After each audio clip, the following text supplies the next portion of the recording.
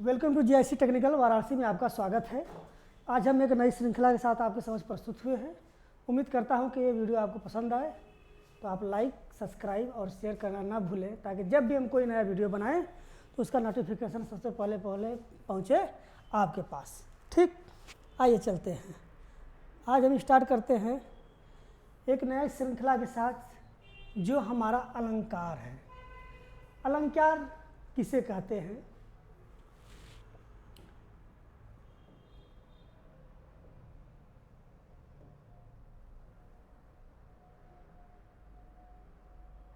ठीक, तो देखिए, जो अलंकार है, अलंकार की परिभाषा की हम बात करें तो ये होता है कि काव्य की शोभा बढ़ाने वाले उपकरणों को अलंकार कहते हैं। ठीक, जैसे हम कह सकते हैं कि आभूषण केंद्र। आभूषण केंद्र क्या है? एक अलंकार गृह है।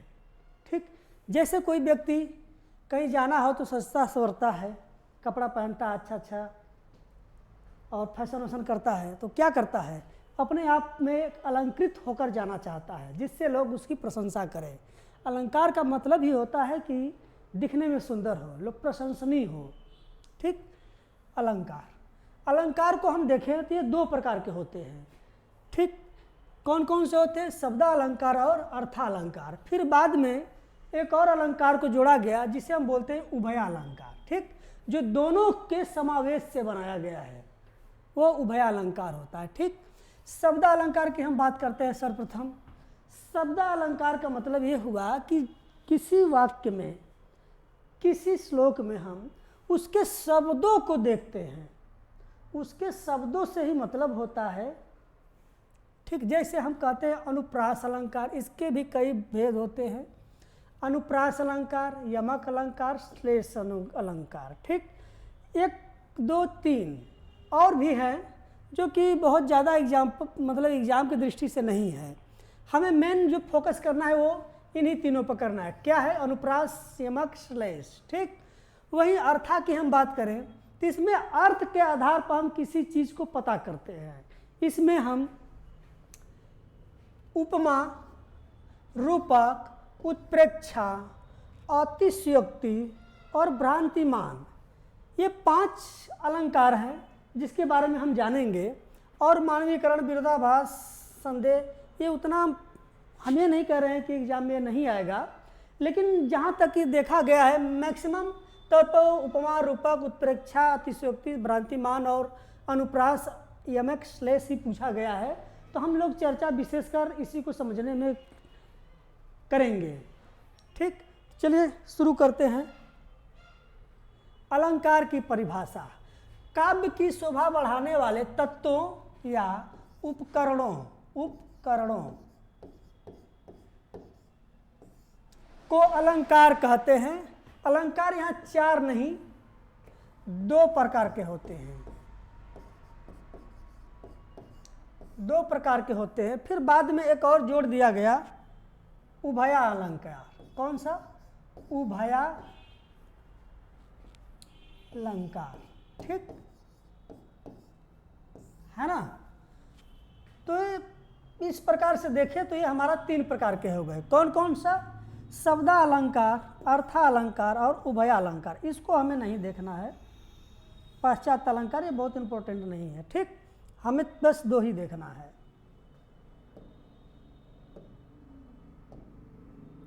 ठीक, आगे चलते हैं।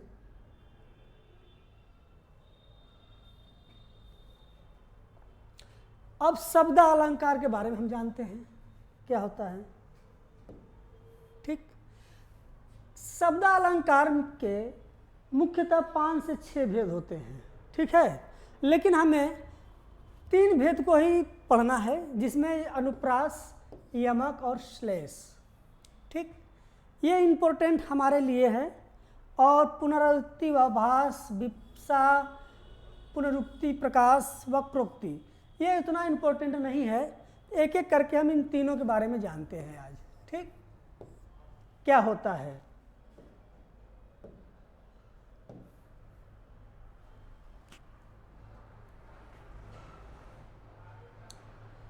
स्टार्ट करते हैं अनुप्रास। अनुप्रास का मतलब ये होता है ठीक, जहां एक या अनेक अक्षरों यानी वर्णों की आवृत्ति हो, एक या एक से अनेक अक्षरों का क्रमानुसार या एक के बाद एक क्या हो, आवृत्ति।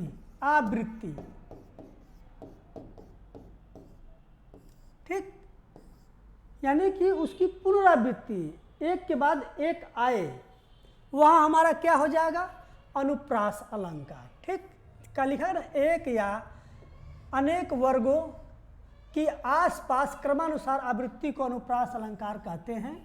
इसके 5 भेद हैं। ठीक, हालांकि भेद की बात है वो बाद में देखेंगे हम, है ना। इसके 5 भेद है। अब उसमें पहला भेद क्या है हमारा, छेका अनुप्रास। ठीक, छेका अनुप्रास में क्या कहता है, जहां एक या अनेक वर्णों की एक ही क्रम में एक बार आवृत्ति हो, वहां छेका अनुप्रास कहते हैं। ठीक, या छेका अनुप्रास होगा। ठीक है, जैसे इसका एक एग्जाम्पल हम लेते हैं, इस करुणा कली हृदय में अब विकल रागनी बजती। यहाँ करुणा कलित में छेका अनुप्रास होगा। क्यों होगा, क्योंकि इसमें आवृत्ति 2 बार हुई है। किसकी आवृत्ति 2 बार हुई है, क की आवृत्ति हुई है। ठीक है, एक के बाद एक क्रम में 2 बार इसकी आवृत्ति हुई है। इस आधार पे हमारा क्या हो जाएगा, छेका अनुप्रास। ठीक,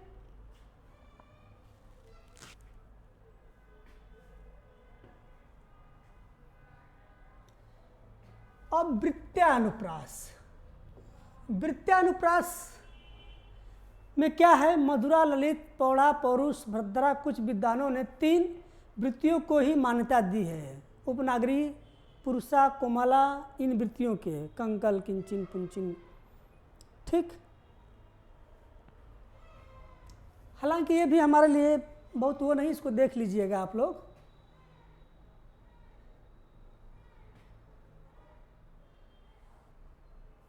है ना, यमक अलंकार, इसको हम देखते हैं क्या है, जहां किसी वाक्य में या किसी श्लोक में, किसी पद में कह सकते हैं, एक शब्द, देखिए यहाँ अक्षर या वर्ण की बात नहीं हुई है, शब्द या वाक्य की बात हुई है। शब्द की पुनरावृत्ति हो, पुनरावृत्ति हो 2 या 2 से अधिक बार, लेकिन उनका अर्थ अलग हो, वहां क्या हो जाएगा हमारा, यमक अलंकार। ठीक है, जहां शब्द की पुनरावृत्ति हो और अर्थ उसका अलग हो, वहां हमारा यमक अलंकार होगा। जैसे तेते तुम तारे, तेते नभ में न तारे। ठीक, यहां पर देखिएगा, यहां पर तारे शब्द 2 बार आया है।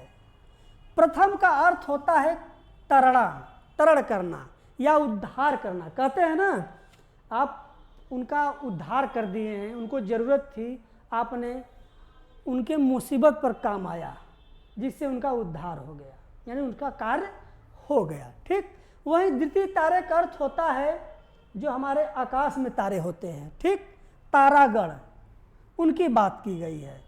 एक और हम लोग बचपन से पढ़ते हुए आए हैं, देखे हैं,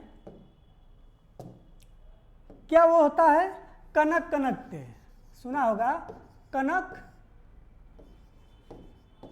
कनक ते 100 गुनी, गुनी मादकता अधिकाय वा पाए बौराए, जो सो खाए बौराए। ठीक, यहाँ पे कनक क्या है, एक कनक का अर्थ होता है धतूरा,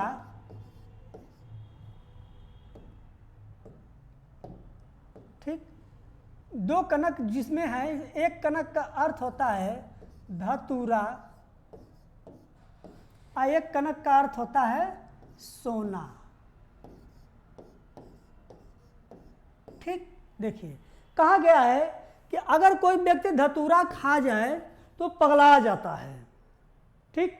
और वैसे ही किसी को अचानक ढेर सारा सोना मिल जाए तो भी पगला जाता है देख करके कि इतना सारा सोना हमारे लिए या हमको मिल गया। ठीक।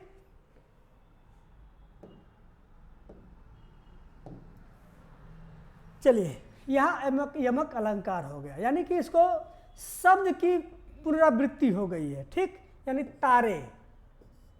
देखिएगा इसमें जहाँ एक शब्द या शब्द समूह अनेक बार आए किंतु उनका अर्थ प्रत्येक बार भिन्न हो अर्थात अलग हो, वहाँ यमक अलंकार होगा। जैसे तेते तुम तारे तेते नभ में न तारे। जैसे हम कहते हैं कि किसी को कुछ हम हेल्प के नाम पर दे देते हैं जिससे उनका क्या हो जाता है, काम हो जाता है, तो लोग कहते हैं कि भाई आप थे कि हमारा उद्धार हो गया। वैसे ही तेते का दूसरा अर्थ होता है तारे। जैसे लगता है नभ में तारे, नभ मतलब आकाश में तारों का समूह हो। ठीक। और कनक कनक ते सौगनी हो तो आप बचपन से ही पढ़ते आ रहे हैं, उसमें भी कनक दो शब्द 2 बार प्रयोग किया गया जिसका अलग अलग अर्थ होता है, धतूरा और सोना से है। ठीक, आगे चलते हैं।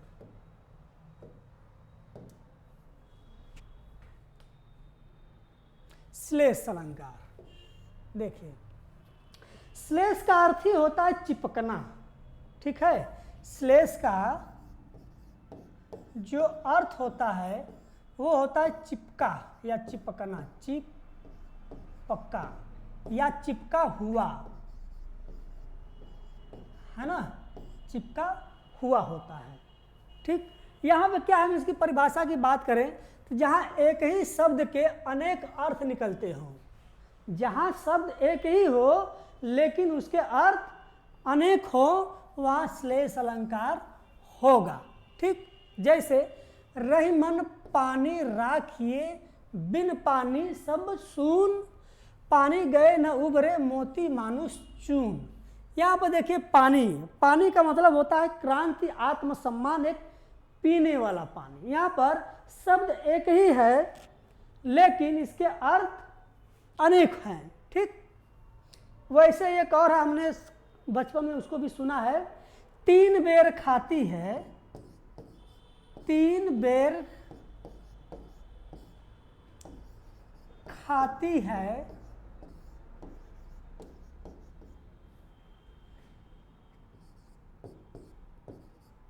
3 बेर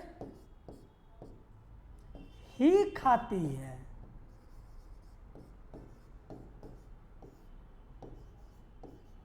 ना। देखिए यहाँ पर 3 बेर की बात कहा गया है कि मान लीजिए कोई सुंदरी है, उसके बारे में कहा गया है कि वो 3 बेर खाती है। 3 बेर का मतलब ये हुआ कि सुबह दोपहर शाम, यानी कि 3 मीटिंग में खाती है वो। आज जब भी खाती है वो 3 ही बेर खाती है ना। शब्द एक ही है ना, शब्द एक ही है लेकिन उसका अर्थ अलग है। 3 बार खाती है और 3 ही बेर खाती है। ठीक है, इस प्रकार से हमारा क्या हो गया, श्लेष अलंकार, यानी इसमें क्या है, चिपका हुआ अर्थ है। ठीक।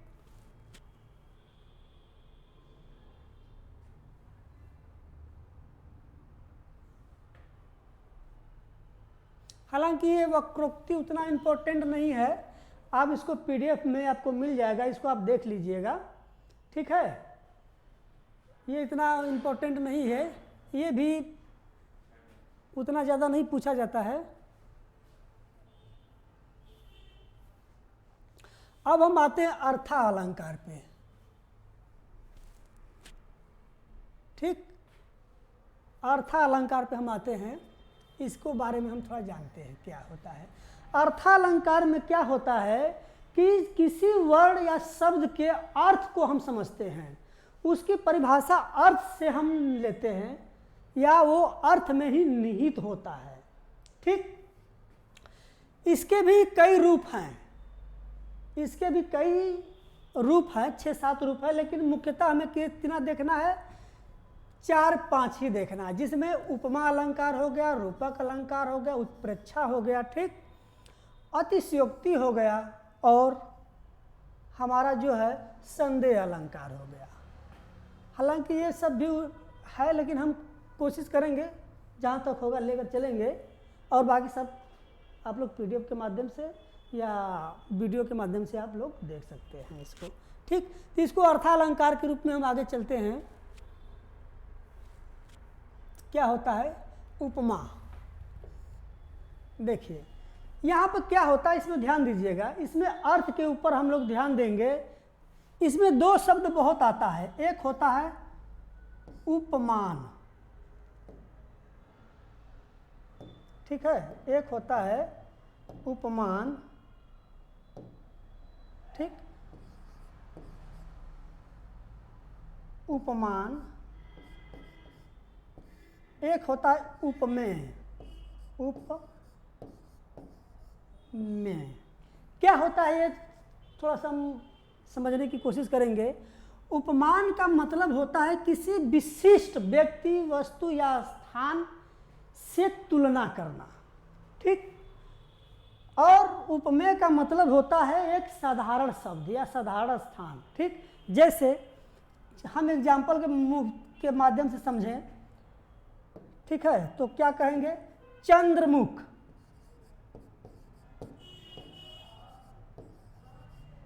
चंद्रमुख, ठीक। अब यहाँ पर क्या है, मुख तो है लेकिन किसके समान है, तो वो है चंद्रमा के समान है, ठीक। इसमें क्या हो जाएगा, दो शब्द है चंद्रमुख, तो चंद्र जो हमारा है वो उपमान होगा और मुख जो हमारा है वो उपमेय होगा। कह सकते हैं उपमान से हम क्या करते हैं, बराबरी करते हैं, किसका, मुख का, कि हमारा जो मुख है उनके जैसा है। किसके जैसा, चंद्रमा के जैसा है, ठीक।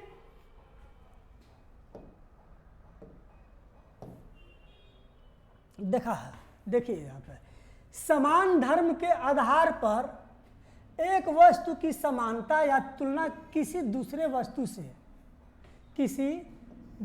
वस्तु से की जाती है, वहाँ उपमा अलंकार होता है। उपमा अलंकार के भी चार भेद होते हैं, ठीक। उपमा अलंकार के भी चार भेद होते हैं, ठीक। जैसे हम पहले के बारे में जाने, उपमेय वर्णीय वस्तु जिसकी उपमा या समानता दी जाती है, ठीक है, किसी वस्तु की या व्यक्ति की समानता दी जाती है उपमान के द्वारा, उसे उपमेय कहते हैं। जैसे उसका मुख चंद्रमा के समान सुंदर है, वाक्य में मुख की चंद्रमा से समानता बताई गई है, वहाँ मुख उपमेय है, ठीक। हमने बताया ना कि चंद्रमुख में जो चंद्रमुख है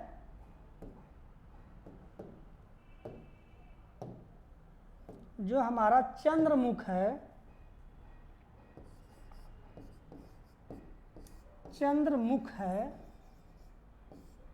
इसमें समानता बताई गई है। समानता का मतलब कि जो मुख है उसका चंद्रमा के समान है।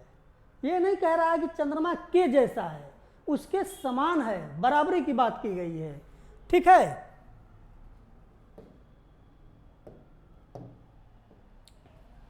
आगे चलते हैं।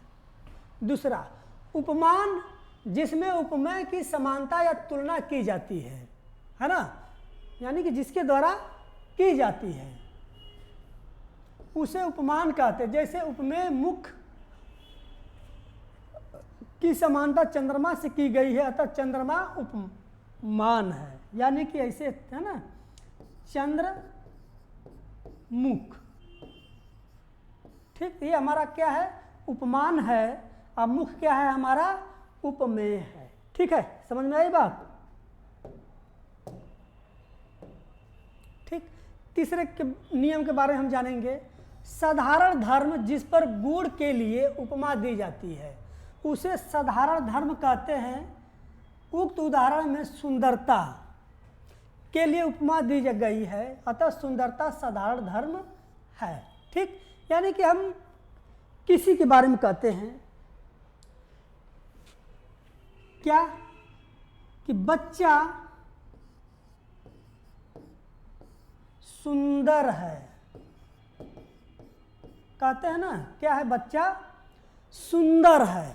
ठीक, तो इसके गुण के बारे में हम बता रहे हैं कि बच्चा कैसा है, तो उसका गुण क्या है, सुंदर है। ठीक, भोजन कैसा है, सुंदर है। ठीक है, चलिए, और चौथा वाक्य नियम में कहता है वाचक शब्द, जिस शब्द के द्वारा उपमा दी जाती है उसे वाचक शब्द कहते हैं।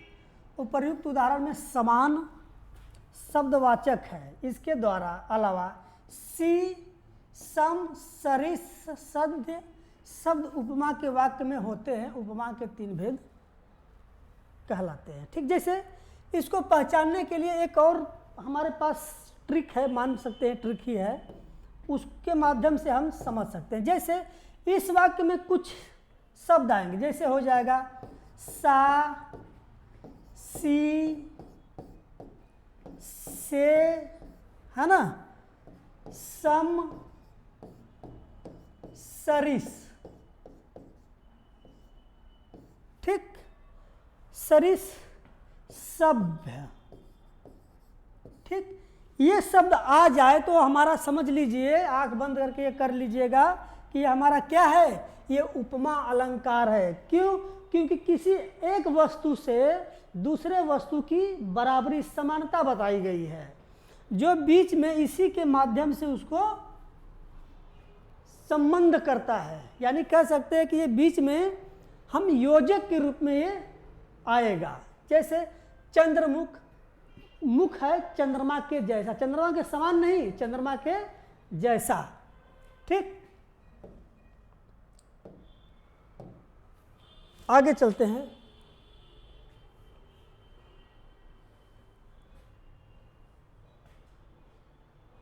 अब आते हैं हम रूपक की, सॉरी,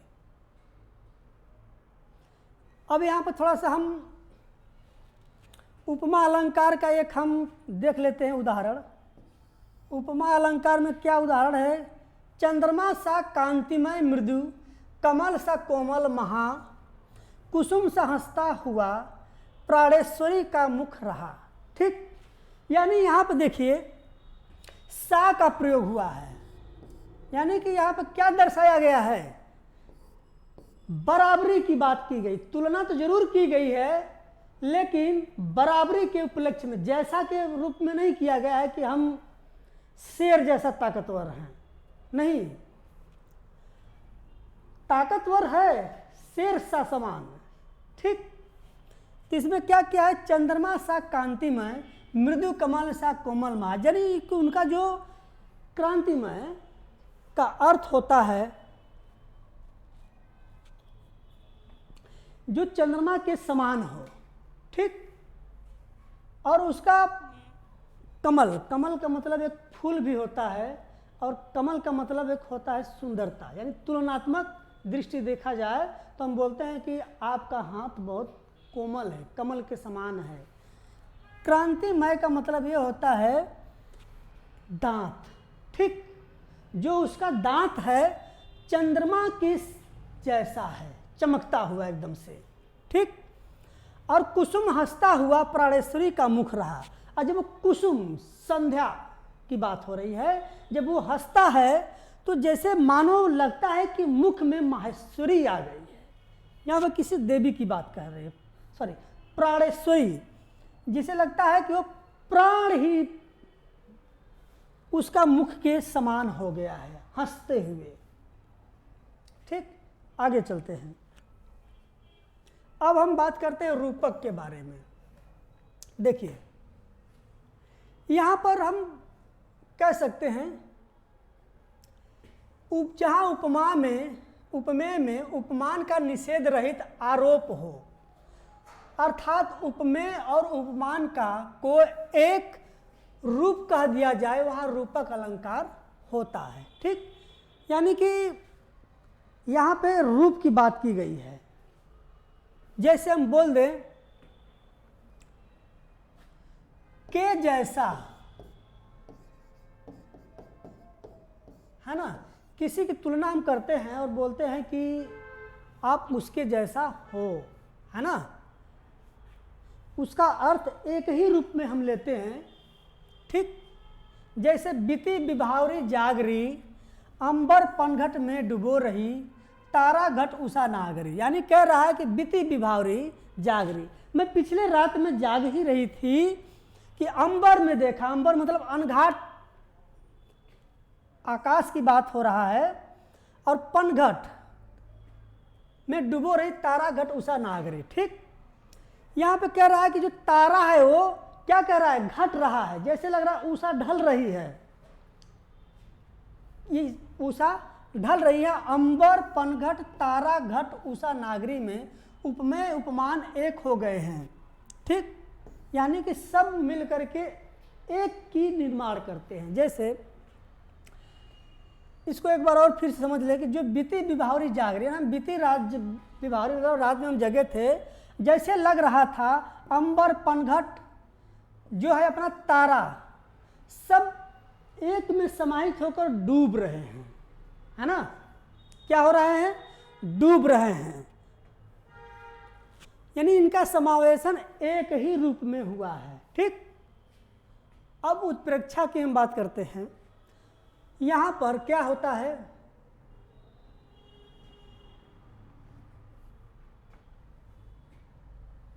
जहां उपमेय में उपमान की संभावना व्यक्त की जाए वहां उत्प्रेक्षा अलंकार होता है, ठीक। क्या कह रहा है, जहां उपमेय में उपमान की संभावना व्यक्त की जाए वहां उत्प्रेक्षा अलंकार होता है। इसमें कुछ शब्द हैं जिसके माध्यम से हम उसको समझ सकते हैं। क्या है वो है जनु, जानो,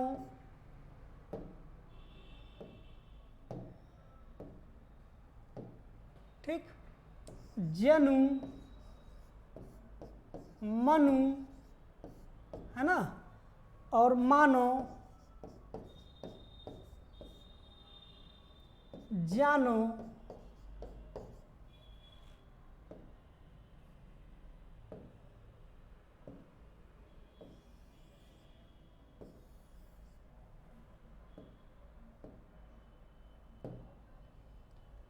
मानो, जानो, है ना, मानो, जानो, इव, इस प्रकार के शब्द आ जाए। यानी कि इसमें क्या कहता है ये, के जैसा, यानी उसकी तुलना करता है, ठीक। जैसे आप क्या है कि पीऊ कहे संदेहड़ा है भौरा के काग, धनी बिरही सो धनी बिरही जरी मुई, ते ही धुआ हम के लाग, ठीक। अब यहां से अगर हम देखें, भ्रमर की बात कर रहा है, ठीक है ना। यहाँ पे पीऊ, यहाँ कौवा की बात हो रही। कौवा और भ्रमर के काले होने का वास्तविक कारण विरह में जल कर मरने का धुआं नहीं हो सकता, फिर भी उसे कारण माना गया है। हेतु हेतु उत्प्रेक्षा अलंकार है, ठीक। यानी कि ये हेतु हेतु उत्प्रेक्षा अलंकार का एग्जाम्पल है। उत्प्रेक्षा का अलंकार है, उसका मुख मानो चंद्रमा है, ठीक। यानी कह रहा है कि उसका मुंह, किसका, किसी व्यक्ति की बात हो रही। जैसे मानो रमेश, रमेश का मुख मानो रमेश का मुख चंद्रमा के समान है। किसके समान है, चंद्रमा के समान है। यहां पर जो रमेश का मुख है, ठीक है, जो रमेश का मुख है उसकी तुलना किससे की गई है, चंद्रमा से की गई है, ठीक है। इस कारण से हमारा क्या हो जाएगा, उसका मुख मानो चंद्रमा समान है, ठीक। और एक और उदाहरण की बात हम करें, लेते हैं अगर, तो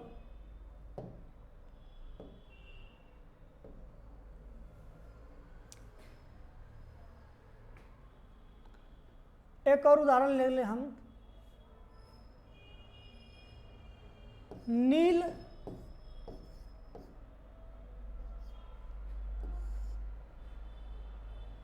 कमल, सॉरी,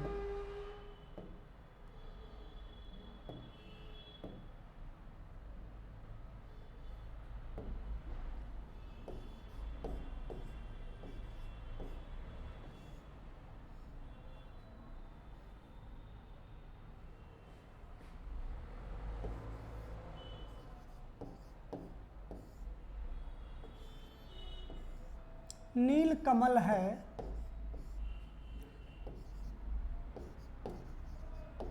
अंबर सा। ठीक, देखिए, मानो नील कमल है, इसको हम पूरा नहीं लिख रहे हैं, इसलिए नहीं लिख रहे हैं कि बस जो हमें इंपॉर्टेंट है उसी को लेकर चलिएगा।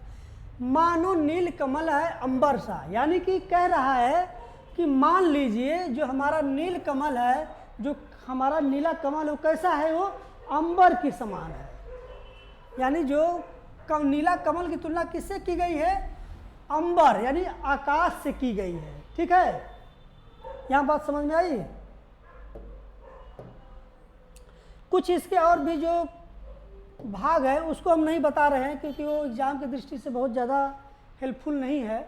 जो हेल्पफुल है उसी को हम बता रहे हैं। एक बात और कि कोई भी चीज़ वीडियो देखने से क्लियर नहीं हो पाएगा, उसके लिए आपको बुक लेना पड़ेगा, क्योंकि ये कि माध्यम है समझाने का। ठीक है, जिसके कारण से आप कुछ बातों को समझ करके आप खुद प्रैक्टिस करके उसको अच्छे से समझ सकते हैं। एक दो एग्जाम्पल से नहीं होगा, इसके लिए बहुत से एग्जाम्पल देखना पड़ेगा, तभी जाकर ये हमारे माइंड में क्लियर होगा कि नहीं, हम क्या, हमारा अलंकार क्या कहता है, किस तरह के एग्जाम्पल के आधार पर हम उसको पहचान पाएंगे। ठीक है, आगे चलते हैं। भ्रांतिमान। भ्रांतिमान के बारे में हम जानते हैं, यहाँ का मतलब ये होता है, भ्रांति का मतलब ये होता है भ्रम, है ना, भ्रम होता है। यहाँ पर क्या कहा गया, समानता के कारण एक वस्तु में किसी वस्तु का भ्रम हो, वहाँ भ्रांतिमान अलंकार होगा। ठीक है, यानी कि जैसे हम कहते हैं ना कि वहाँ से एक व्यक्ति गुजरा, हमने देखा, लेकिन क्लियर नहीं हो पाया कि वो रमेश था कि सुरेश था। कहते हैं साधारण भाषा में, एक आदमी तो गया जरूर, लेकिन कौन था ये ध्यान नहीं देगा, हमको भ्रम है, क्लियर नहीं हो पाया। ठीक, वैसे ही यहाँ पर क्या कहा गया है, जहाँ समानता के कारण, यानी एक जैसा होने के कारण किसी दूसरे वस्तु का भ्रम हो जाता है, वहाँ भ्रांति अलंकार होगा। ठीक, जैसे एक एग्जाम्पल देखे, पाय महावर देन को नाइन बैठी आए, फिरी फिरी जानी महावरी एड़ी मिलत जाए। ठीक, देखिएगा यहाँ पर नाइन को एड़ी की स्वाभाविक लालिमा में महावर की काल्पनिक प्रतीति हो रही है। ठीक, अतः यहाँ भ्रांति अलंकार होगा, यहाँ महावर की बात हो रही है। ठीक, महावर का दो अर्थ होता है, एक होता है जो हाथी को हाँकने वाला होता है, ठीक, उसे भी महावर कहते हैं। एक महावर का होता है मलना या मिचलना। ठीक, यहाँ पर महावर देन को नाइन बैठे जाए, या नाइन का मतलब होता है, नाइन को एक साधारण भाषा में कह सकते हैं, नाइन एक औरत है, और नाइन का काम क्या होता है आप तो समझ सकते हैं, शादी विवाह में भी होता है, किसी के घर बच्चा भी पैदा होता है तो भी वो जाती है। ठीक, तो उसकी लालिमा ऐसा है कि उसको ये क्लियर नहीं हो पा रहा है, लोग समझ नहीं पा रहे हैं कि ये क्या करे, अपना एड़ी मिसल रही है। ठीक है, एड़ी मसल रही है, या फिर वो अपने हाथी को हाँकने की जैसे बातें कर रही है। ठीक, आगे देखते हैं संदेह अलंकार। संदेह अलंकार का मतलब क्या होता है, जहाँ संदेह हो, क्लियर ना हो कि नहीं क्या हो रहा है, क्या, वहाँ भ्रम की बात थी, वहाँ भ्रम पैदा हुआ था, लेकिन यहाँ पे क्या होगा, संदेह पैदा होगा। संदेह का मतलब हम कहते हैं ना कि हमें ये काम आपने किया है कि नहीं किया है, हमें विश्वास नहीं है, आप पर हमें संदेह है। ठीक, देखिए यहाँ पे क्या है, यहाँ अति साध्य के कारण उपमेय और उपमान में अनिश्चय की स्थिति बनी रहे। ठीक, क्या रहे, अनिश्चय की स्थिति, जो निश्चय न हो उसकी स्थिति बनी रहे। जब उपमेय में अन्य किसी वस्तु का संशय उत्पन्न हो जाए वहाँ संदेह अलंकार होता है। ठीक, यानी जहाँ कोई एक वस्तु है वहाँ पर दूसरी भी वस्तु आ जाए लेकिन वो निश्चित न हो कि वो क्या है, तो वहाँ हमारा क्या हो जाएगा, संदेह हो जाएगा। ठीक, जैसे इसका एक एग्जाम्पल हम लोग बचपन से पढ़ते आते हैं कि सारी बीच नारी है या नारी बीच सारी है, कि सारे की नारी है कि नारी की ही सारी है। ठीक, ये कब की बात की गई है, जब हम लोग क्या बोलते हैं कि वो आता था महाभारत में जब श्री कृष्ण ने द्रौपदी का इज्जत बताने के लिए, उनका कोई राक्षस था जो अपना चिरहरण कर रहा था, उस टाइम उन्होंने भगवान श्री कृष्ण से अर्जी लगाई और भगवान श्री कृष्ण होकर के अपना शक्ति का प्रयोग करके साड़ी ऐसे देखते हैं ना किए रहते थे, इनके हाथों से साड़ी निकल कर जाती है, वो जितना ही खींचता है उतना ही साड़ी बढ़ती जाती है। उसी क्रम में ये कहा गया है कि सारे बीच नारी है कि नारी बीच सारी है, कि सारी की नारी है कि नारी की ही सारी है। ठीक, भ्रम पैदा हुआ कि नारी के अंदर सारी है कि सारी के अंदर नारी है। बात समझ में आई ना। और ऐसे ही बहुत से मिलेंगे अतिशयोक्ति। अतिशयोक्ति का मतलब ये होता है किसी बात को बढ़ा चढ़ा कर बोलना। ठीक, जैसे पहले के राजा महाराजा हुआ करते थे, उसके दरबार में क्या हुआ करते थे, एक गायक जिसको हम बोलते हैं कवि हुआ करते थे। राजा कैसा भी अंधा काना लंगड़ा लूजा हो, लेकिन उसको बढ़ा चढ़ा कर बोलते थे कि लोग आपके जैसा कोई नहीं है ना, आपके जैसा कोई नहीं है, आप इतना महान हो। यहाँ पे क्या है समझते हैं थोड़ा सा इसका एग्जाम्पल के माध्यम से। जहाँ किसी वस्तु का उक्ति चमत्कार द्वारा लोक मर्यादा के विरुद्ध बढ़ा चढ़ाकर वर्णन किया जाता है, वहाँ अतिशयोक्ति अलंकार होता है। जैसे हनुमान की पूंछ में लगन न पाई आग, हनुमान की पूंछ में लगन न पाई आग, सारी लंका जर गई, गए निशाचर भाग। ठीक, अब ये कह रहा है कि भाई हनुमान की पूंछ में आग लगे ही नहीं है ना, और सारी लंका जर गई और निशाचर भाग गए। तो भाई कैसे संभव हो गया, बिना आग के कैसे आग लग सकती है। ये तो वही हुई ना बात कि पानी में आग लगाना।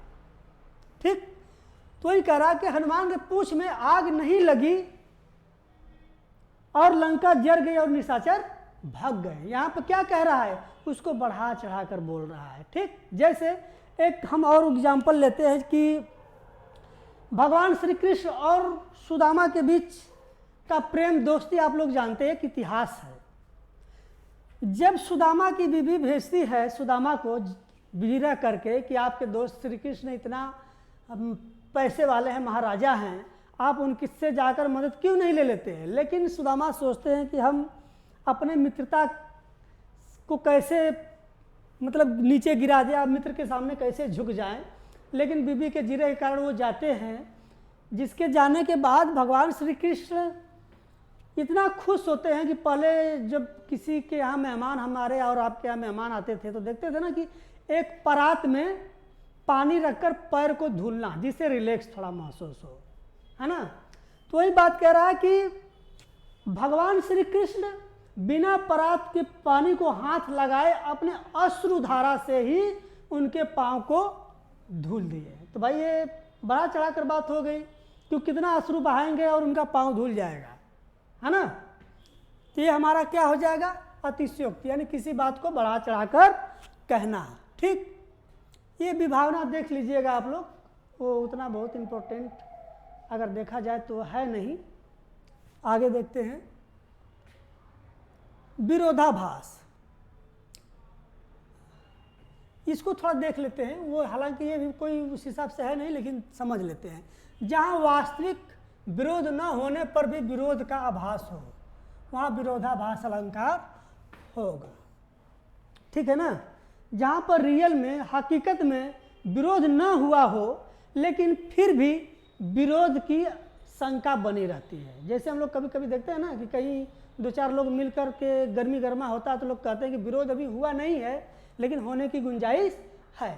बस वही बात यहाँ पर भी लागू होती है कि विरोधाभास में क्या होता है। जैसे एक एग्जाम्पल लेते हैं, या अनुरागी चित्त की गति समझै नहीं कोई, ज्यों ज्यों बूढ़े श्याम रंग त्यों त्यों उज्ज्वल हो।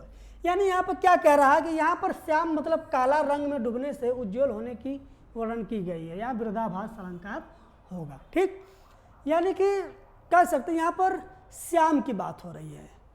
श्याम, श्याम का मतलब रंग की बात हो रही है कि जैसे जैसे समय बीतता जाता है वो क्या होता है, उज्जवल होने की बात कह रहा है, जो कि पॉसिबल नहीं है। भाई किसी काली चीज़ को अगर हम आप रख देंगे तो कितना भी साल के बाद उसको देखें तो वो काली ही होगी ना, ऐसा थोड़ी कि वो सफ़ेद हो जाएगी। तो यहाँ पर क्या हो गया, विरोधाभास, विरोध की बात कर रहा है। या किसी चीज़ को हम, काली चीज़ को किसी वस्तु में अगर हम डुबो कर रख दें, पानी में हो गया, दूध में हो गया, तो ऐसा नहीं कि दूध में हम रख देने से हमारी काली वस्तु दूध जैसी हो जाएगी, ऐसा नहीं है ना।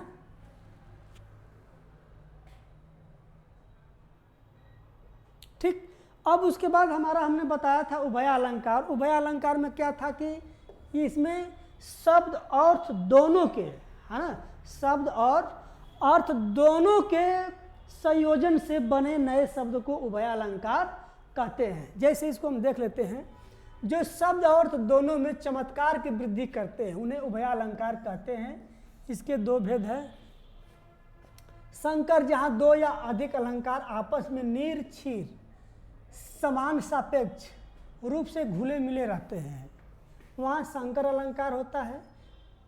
ठीक, इसका एग्जाम्पल क्या है, नाक का मोती अधर की कांति से, बीज दाड़िम का समझकर भ्रांति से, देखकर सहसा हुआ सुख मौन, सोचता है अन्य सुख यह कौन। ठीक, यहाँ पर नाक और मोती की बात की गई है। जो नाक की मोती है उसकी बात किससे की गई है, हमारे क्रांति मतलब दांतों से की गई है। कि बीज दाड़िम का समझकर भ्रांति से, यानी बीज, दाड़िम मतलब पेड़ से किसी चीज़ को हम देखते हैं गिरना, दाड़िम मतलब गिरना। ठीक, जो पेड़ से बीज की दाड़िम गिरती है, मतलब कि पेड़ से बीज गिरता है और उसमें हमें भ्रम पैदा होता है, सहसा, और उसे हम क्या करते हैं, देखकर मौन हो जाते हैं। कोई चीज़ अगर गिरता है पेड़ से, हम कहते हैं यार वो तो गिर गया, अब हमें तो उसे उठाने के फिराक में भागते हैं। या तो कुछ ऐसा नुकसानदेह चीज़ होता है तो कहते हैं ओ, शौक हो जाते हैं, हाय ये क्या हो गया। ठीक, सोचता है अन्य सुख यह कौन, और कहते हैं हम ये कैसे हो गया, ये कौन था। कभी कभी किसी के पेड़ पर हम लोग ढेला मार कर नहीं मारते हैं, आम मारते हैं या जामुन मारते हैं, तो कुछ लोग जो उसको देखने वाले हो तो उसको भ्रम होता है कि कौन मारा है। उसमें दो बातें होती है, उसमें संदेह होता है कि किसने मारा है। अगर हम नहीं देखते हैं प्रत्यक्ष रूप से तो संदेह होता है भाई किसने मारा, जब हम किसी को देखे ही नहीं तो किसी को ऊपर आरोप कैसे लगा सकते हैं। ठीक, एक होता है कि हम उसको देखे हैं, यानी वो प्रत्यक्ष रूप से हमारे सामने हुआ है और उसको हम क्या करेंगे, उसमें किसी प्रकार का भौन नहीं है, लेकिन देखते हैं कि चलो जाने दो, अपना आदमी है, देखकर हम क्या होते हैं, मौन हो जाते हैं, शांत हो जाते हैं। ठीक, हालांकि और इसके बाद कोई वो नहीं है, यही हमारा यहाँ तक था अलंकार। उम्मीद करता हूँ कि वीडियो पसंद आई हो। अगर पसंद आई हो तो लाइक, सब्सक्राइब और कमेंट करना ना भूलें, ताकि जब भी कोई वीडियो हम बनाएं तो उसका नोटिफिकेशन जाए सबसे पहले आपके पास। एक बात और किसी भी एग्जाम की दृष्टि से कोई वीडियो PDF मटेरियल अगर आपकी ज़रूरत हो तो हमें कमेंट बॉक्स या दिए गए नंबर पर